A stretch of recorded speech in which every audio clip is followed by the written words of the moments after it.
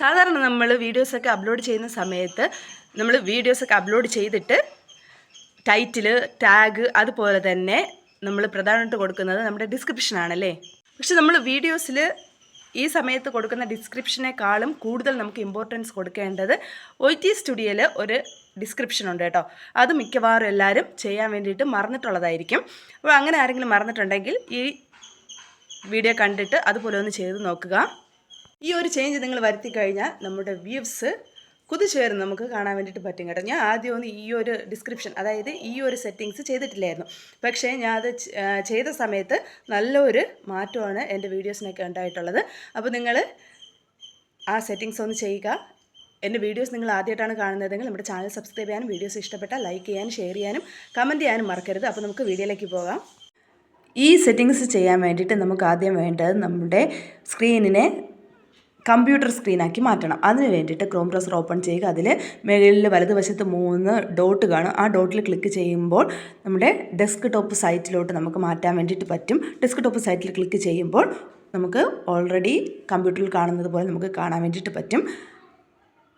അതിനുശേഷം ക്രോമിൽ പോവുക. ക്രോമിൽ പോയിട്ട് youtube.com എന്ന് ടൈപ്പ് ചെയ്യുന്ന സമയത്ത് ഇതുപോലൊരു പേജ് തെളിഞ്ഞു വരും. ഞാൻ ഇത് ഓൾറെഡി നേരത്തെ ചെയ്തിട്ടുള്ളത് കൊണ്ടാണ് ഇങ്ങനെ വരുന്നത് കേട്ടോ. അപ്പോൾ നമ്മൾ youtube.com എന്ന് അടിച്ചു കൊടുക്കുന്ന സമയത്ത് ഇതുപോലൊരു പേജ് ഓപ്പണായി വരും. അതിൽ വലത് വശത്തായിട്ട് നമ്മുടെ ഐക്കൺ വച്ചിട്ടുള്ളൊരു കോളം പ്രത്യക്ഷപ്പെടും. വലത് സൈഡിൽ നമ്മുടെ ഫോട്ടോ വച്ചിട്ടുള്ളൊരു ഐക്കൺ. ആ ഐക്കണിൽ ക്ലിക്ക് ചെയ്യുമ്പോൾ കുറച്ച് ഓപ്ഷൻസ് തെളിഞ്ഞു വരും. അതിൽ നമുക്ക് വേണ്ടത് വ്യൂ യുവർ ചാനലാണ്. ആ വ്യൂ യുവർ ചാനലിൽ ക്ലിക്ക് ചെയ്യുമ്പോൾ നമ്മുടെ ചാനൽ OT സ്റ്റുഡിയോ ഓപ്പണായി വരും. ഇതുപോലെയാണ് ആ പേജ് വരുന്നത്. ഇനി നമുക്ക് വേണ്ടത് ഇതിൽ കസ്റ്റമൈസ് ചാനൽ, അതിൽ ക്ലിക്ക് ചെയ്യുക. അതിൽ ക്ലിക്ക് ചെയ്യുമ്പോൾ വേറൊരു പേജ് ഓപ്പണായിട്ട് വരുന്നത് നമുക്ക് കാണാൻ വേണ്ടിയിട്ട് പറ്റും. ഒരു 2-3 പേജ് ഓപ്പണായി വരും കേട്ടോ. പക്ഷെ നമ്മളൊന്ന് വെയിറ്റ് ചെയ്യുക.